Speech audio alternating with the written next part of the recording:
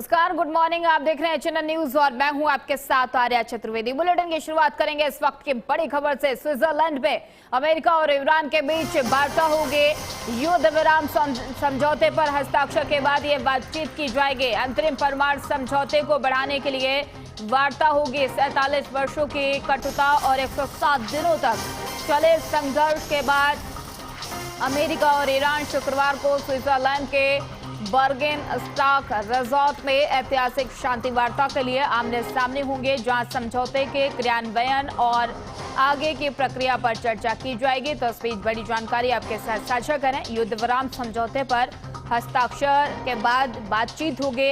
अंतरिम परमाणु समझौते को लेकर ये बातचीत कई मायनों में अहम मानी जा रही है। स्विट्जरलैंड वो जगह होगी जहां पर आज ये बातचीत की जाएगी, जिस पर सभी की निगाहें टिकी हुई हैं।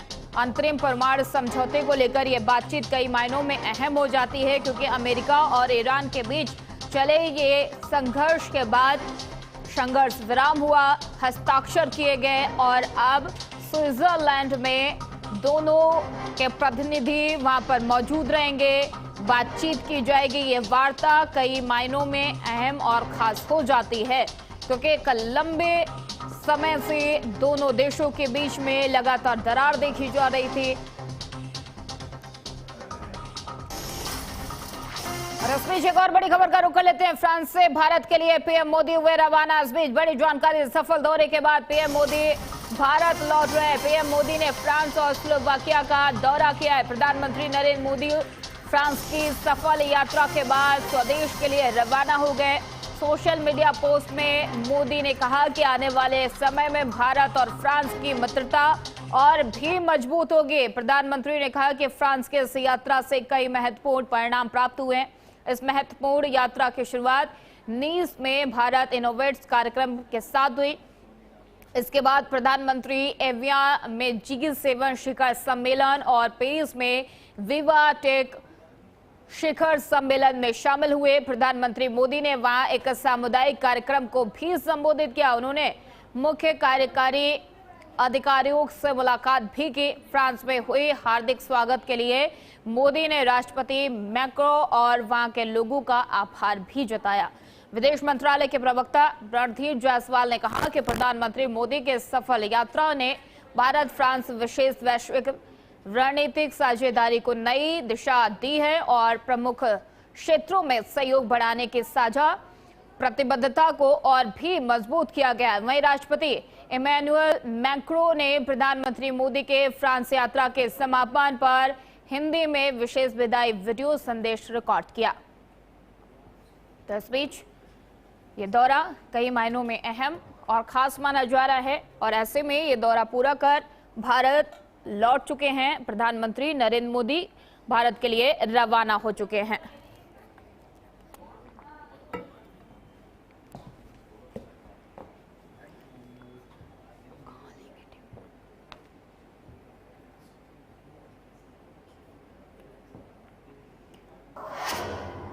और उस बीच एक और बड़ी खबर का रुख कर लेते हैं। पीएम मोदी आज जारी करेंगे पहली प्रोत्साहन राशि। PMVBRY की पहले प्रोत्साहन राशि जारी करेंगे। प्रधानमंत्री नरेंद्र मोदी और डीबीटी के माध्यम से सीधे लाभार्थियों के खाते में ये राशि भेजी जाएगी।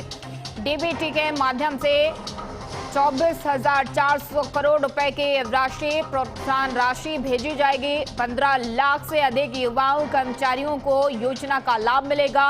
योजना का लक्ष्य अगले 2 सालों में लगभग 3.5 करोड़ रोजगार के अवसर प्राप्त होंगे। और ऐसे में प्रधानमंत्री नरेंद्र मोदी फ्रांस की यात्रा से आज स्वदेश लौट आएंगे। पीएम मोदी नई दिल्ली में एक विशेष कार्यक्रम में प्रधानमंत्री विकसित भारत रोजगार योजना PMVBRY के तहत लगभग 2400 करोड़ रुपए की प्रोत्साहन राशि का वितरण करेंगे। श्रम और रोजगार मंत्रालय ने प्रधानमंत्री विकसित भारत रोजगार योजना के सफल क्रियान्वयन के उपलक्ष्य में नई दिल्ली के विज्ञान भवन में राष्ट्रीय कार्यक्रम आज आयोजित किया जाएगा। आपको बताते चले कि कार्यक्रम में प्रत्यक्ष लाभ अंतरण यानी कि डीबीटी के माध्यम से लगभग 2400 करोड़ रुपए के प्रोत्साहन राशि लाभार्थियों को सौंपी जाएगी। मुख्य कार्यक्रम में करीब 1200 अतिथि शामिल होंगे और ऐसे में पीएम वीबीआरवाई को इस तहत और भी अधिक सुलभ बनाया जा रहा है। ये कर्मचारियों और नियोक्ताओं दोनों को औपचारिक अर्थव्यवस्था में शामिल होने के लिए प्रोत्साहन करें।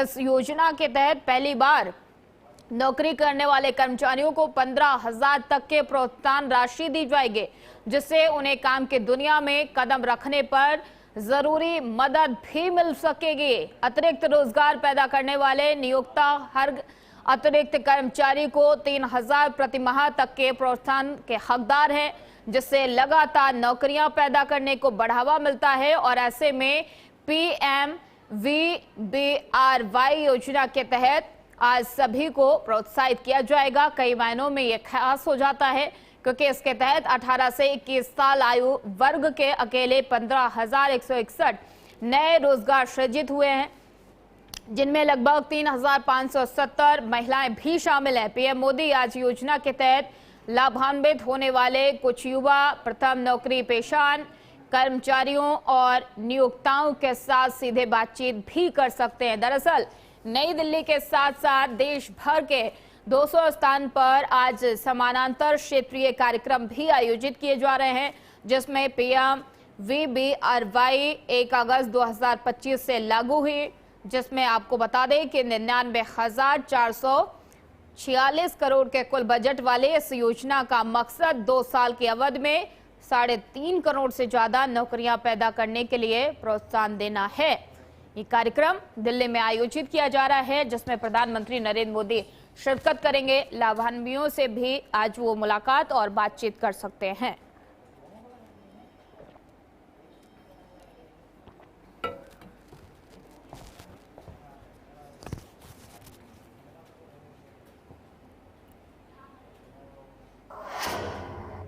फिलहाल रुकेंगे एक छोटे से ब्रेक के लिए, जल्द होंगे हाजिर। देखते रहिए एचएनएन न्यूज।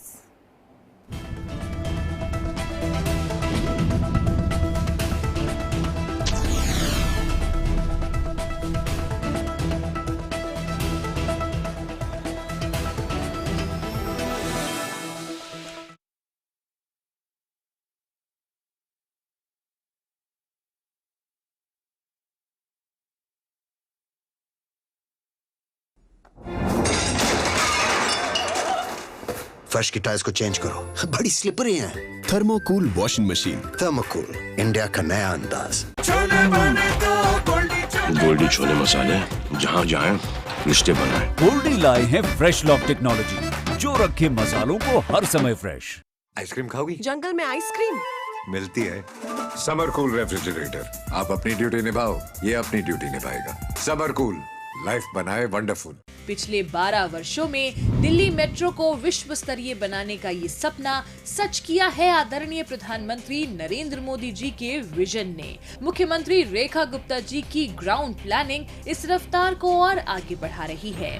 फेज 4 के तहत कुल 6 नए कॉरिडोर्स, जनकपुरी वेस्ट से आरके आश्रम, एरोसिटी से तुगलकाबाद, मजलिस पार्क से मौजपुर, इंद्रलोक से इंद्रप्रस्थ, लाजपत नगर से साकेत और रिठाला से नरेला तक मेट्रो का जाल लगातार बिछ रहा है, जिससे दिल्ली में इंटरचेंज स्टेशनों की संख्या 29 से बढ़कर सीधे 43 होने जा रही है।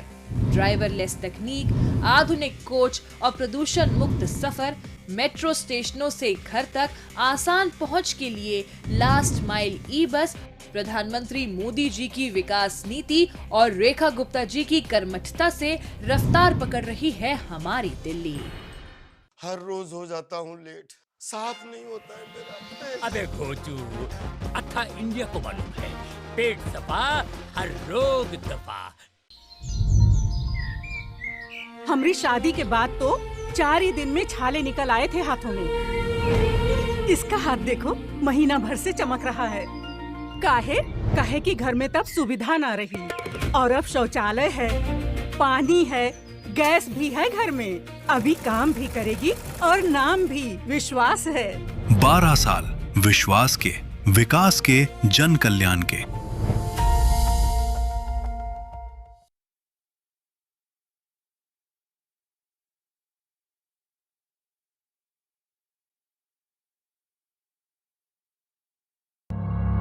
जब हर तरफ खबरों का शोर हो,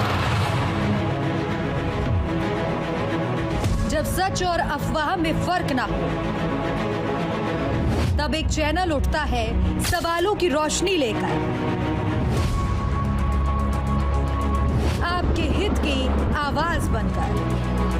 HNN न्यूज, जुनून सच दिखाने का।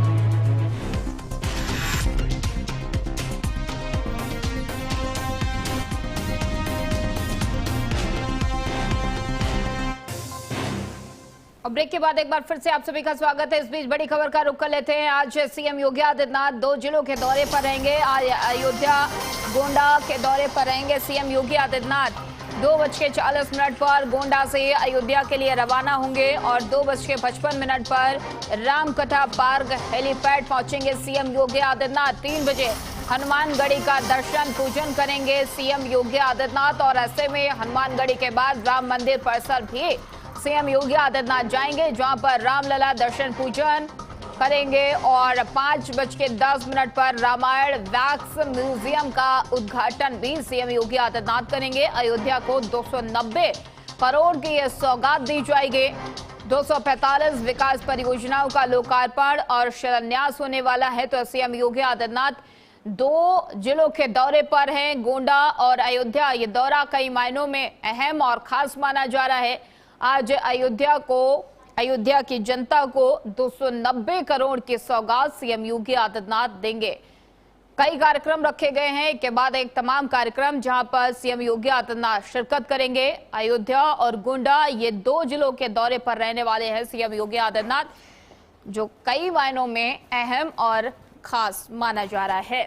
तो आज सीएम योगी आदित्यनाथ अयोध्या जाएंगे, जहां पर हनुमानगढ़ी में पूजा अर्चना भी करेंगे।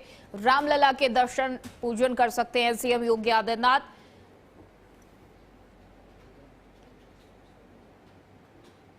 और इस खबर पर अधिक जानकारी के साथ हमारे संवाददाता पुनीत मोहन हमारे साथ लाइव जुड़ चुके हैं। पुनीत, सीएम योगी आदित्यनाथ 2 जिलों के दौरे पर रहेंगे, गोंडा और अयोध्या। क्या कुछ अपडेट निकलकर सामने आ पा रही है? कितने बजे पहुंचेंगे? क्या कुछ तैयारियां की गई हैं? पुनीत, देखिए, आज मुख्यमंत्री योगी आदित्यनाथ अयोध्या और उससे सटे जिले गोंडा में तकरीबन 8 घंटे रहेंगे। अगर हम मिनट टू मिनट कार्यक्रम की बात करें तो सबसे पहले अपने दर्शकों को अवगत करा दें कि 10:35 पर अयोध्या के रुदौली विधानसभा क्षेत्र में मां कामाख्या धाम मुख्यमंत्री पहुंचेंगे। यहाँ पर वीरांगना झलकारी बाई की 22 फीट ऊंची प्रतिमा का अनावरण करेंगे। इसके साथ ही 378 करोड़ रुपए की 126 परियोजनाओं की सौगात देंगे। मां कामाख्या धाम एक नई नगर पंचायत बनी है, जो पिछले ही नगर पंचायत चुनाव में इसका अनावरण हुआ था। ये पहली ऐसी नगर पंचायत है जहां पर विकास कार्य बहुत तेजी से हुए और मां कामाख्या धाम काफी प्रसिद्ध है। जो यहाँ के वर्तमान विधायक हैं भारतीय जनता पार्टी के रामचंद्र यादव, वो लगातार प्रयास कर रहे थे कि मुख्यमंत्री यहाँ पर आए। मुख्यमंत्री हालांकि इससे पहले भी एक बार गए थे,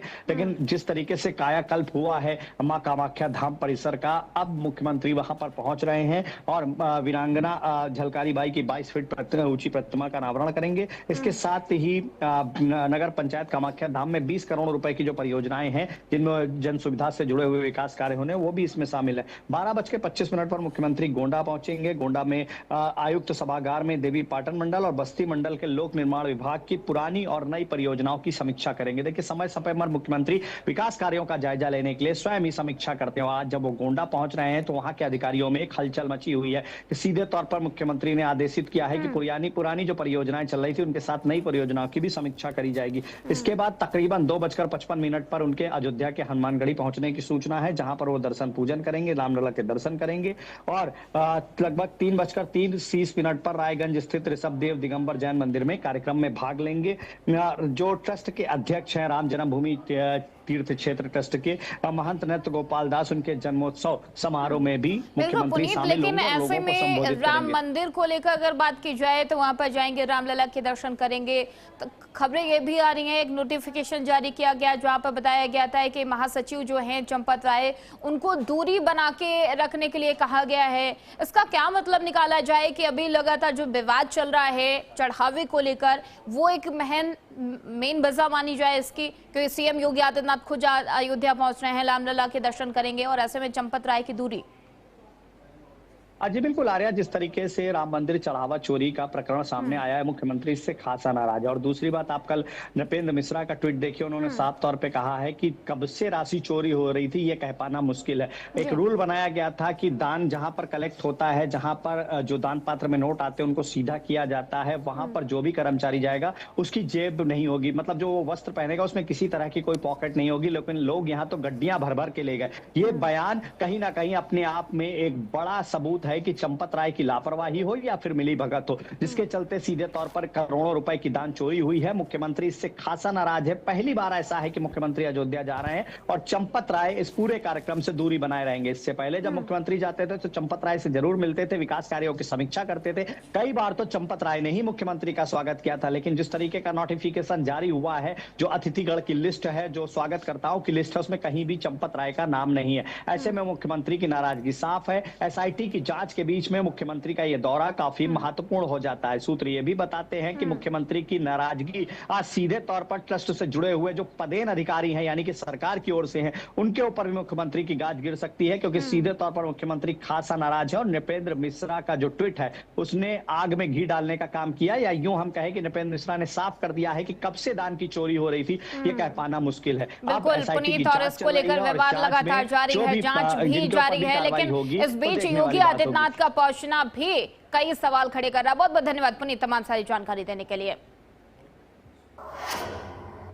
और उधर सीतापुर में सम्राट अशोक द्वार को लेकर चल रहे विवाद के बीच भीमार में प्रमुख और नीनाज सांसद चंद्रशेखर आजाद रामपुर मथुरा क्षेत्र के मंझगवा गांव पहुंचे, जहां उन्होंने अंबिका प्रसाद मौर्य से मुलाकात की है और एक जनसभा को भी संबोधित किया। इस दौरान उन्होंने प्रशासन की कार्रवाई पर सवाल उठाते हुए कहा कि यदि अंबिका प्रसाद मौर्य को जेल भेजा गया तो वो भी उनके साथ जेल जाएंगे। चंद्रशेखर आजाद ने आरोप लगाया कि सम्राट अशोक द्वार के उद्घाटन को राजनीतिक कारणों से रोका गया है, जबकि प्रशासन का कहना है कि निर्माण से संबंधित आवश्यक अनुमतियों और नियमों का पालन न होने के कारण कार्रवाई की गई है। सुनिए क्या बोले सांसद चंद्रशेखर आजाद। मैं घटना के से पहले की पूरी प्रक्रिया को आपको बता 22 साल से अंबिका मौर्य जी इस गांव के प्रधान है और एक ऐसा परिवार है जिसने राज सेवा में और क्षेत्र की सेवा में हमेशा खुद को आगे रखा। कैसे उनके जो दादाजी थे वो स्वतंत्रता संग्राम सेनानी श्रद्धेय मन बहाल मौर्य, उनके परिवार के लोगों ने 1 एकड़ जमीन विद्यालय बनाने के लिए दी सरकार को। यहाँ एक 100 गज जमीन पे कत्ल हो जाते हैं, लूट माट मची है। उन्होंने 1 एकड़ जमीन दी सरकार को, विद्यालय बना दो गरीबों के बच्चों को।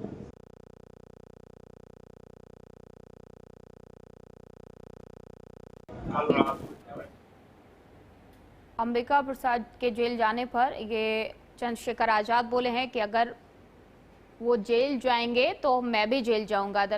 और इस खबर पर अधिक जानकारी के साथ हमारे संवाददाता अजय सिंह हमारे साथ लाइव जुड़ चुके हैं। अजय, सम्राट अशोक द्वार को लेकर विवाद लगातार जारी है और ऐसे में चंद्रशेखर का ये बयान कई सवाल खड़े करता है कि अगर अंबिका प्रसाद जेल जाएंगे तो वो भी जेल जाएंगे, तो इसको कैसे देखा जाए, क्या इसके मायने निकाले जाएं? अजय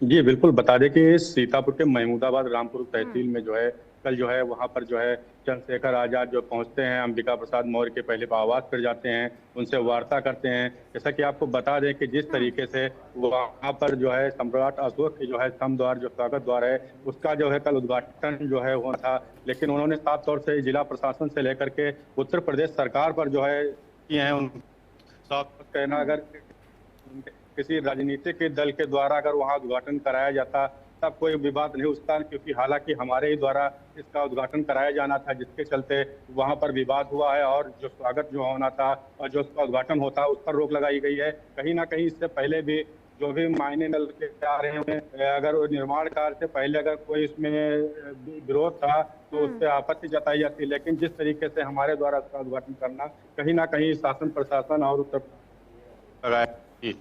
बिल्कुल अजय, इसको राजनीतिक रूप देने की कोशिश की जा रही है, इसका राजनीतिकरण करने की कोशिश की जा रही है कि इस तरीके के आरोप लगाना कि उद्घाटन में किसी राजनीतिक नेता का एंट्री नहीं हुई है, उसने उद्घाटन नहीं किया, इस वजह से इस तरीके की कदम उठाए जा रहे हैं? अजय। जी बिल्कुल, देखिए कि राजनीतिक माहौल तो इसमें गर्म है क्योंकि 2027 का इलेक्शन है। इसको लेकर के लगातार जो है जो चंद्रशेखर आजाद है सीतापुर का कई बार दौरा भी कर चुके हैं। हालांकि जिस तरीके से सम्राट अशोक के जो स्वागत द्वार का जो कल के द्वारा स्वागत वहां पर जो है उद्घाटन कराना जाना और उसके बाद उस पर रोक लगाया जाना और वहां के जो है स्थानीय नेता जो वहां के अंबिका प्रसाद हैं उनको जेल में डालने के लेकर के जो यहाँ पर जो इस तरीके से बातें हुई हैं उसको लेकर के जो उन्होंने कड़ा जो है निशाना साधा है चंद्रशेखर आजाद ने। जी बिल्कुल अजय, बहुत बहुत धन्यवाद तमाम सारी जानकारी देने के लिए। लेकिन लगातार इस पर विवाद जारी है और ऐसे में सवाल खड़ा होता है कि एक द्वार को लेकर उद्घाटन की बात की जा रही है और इस तरीके का विवाद लगातार जारी है। चंद्रशेखर आजाद के तरफ से ये बयान कई सवाल खड़े करता है। चलिए खबरों में आगे बढ़ेंगे और बात करेंगे अगली खबर के। पूर्व विधायक और पूर्व शिक्षा मंत्री डॉक्टर सतीश द्विवेदी ने मानवता की एक मिसाल पेश की है। ब्लॉक कुनिया गांव क्षेत्र के भ्रमण के दौरान भिटिया पचमोहिनी मार्ग पर एक महिला की प्याज से भरी बोरी अचानक फट गई, जिससे प्याज सड़क पर बिखर गया और ये देखकर पूर्व मंत्री सतीश द्विवेदी तुरंत रुके और अपने सहयोगियों के साथ मिलकर सड़क पर बिखरी प्याज को एकत्र कर सुरक्षित बोरी में भरवाया। पूर्व मंत्री के इस संवेदनशील कदम की स्थानीय लोगों ने जमकर सराहना की है। फिलहाल इस बुलेटिन में इतना ही। खबरों का सिलसिला आगे भी जारी रहेगा। देखते रहिए चैनल न्यूज।